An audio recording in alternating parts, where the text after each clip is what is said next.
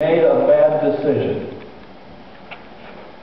A family made a bad decision, especially the father, made a bad decision, and that family exchanged one famine for 3 funerals. Remember the story. Turn to Ruth.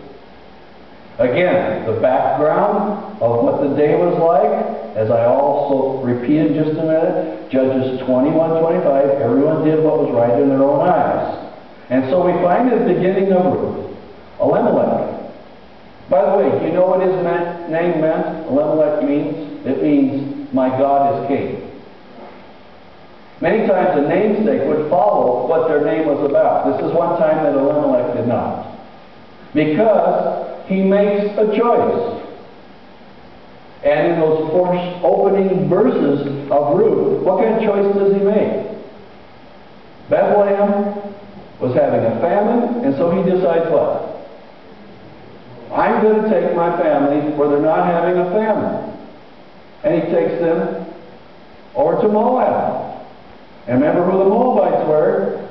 Most of Israel's time, they were their enemies. And so he decided. God did not tell Elimelech to take his family to Moab. That was something he decided on his own that would be the best for his family. And it was a mistake, wasn't it? It was a mistake.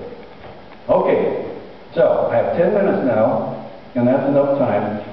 But I'll read you a narrative today. So when I read the narratives, I want you to, in your mind's eye, listen to the story in the narrative and try to imagine. I'll give you a little help on the screen, but try to imagine what this story, what was going on in this story, and how God's providence was behind the scenes. Almost behind the scenes the whole time. And then we'll make a conclusion as to what that story taught. Okay?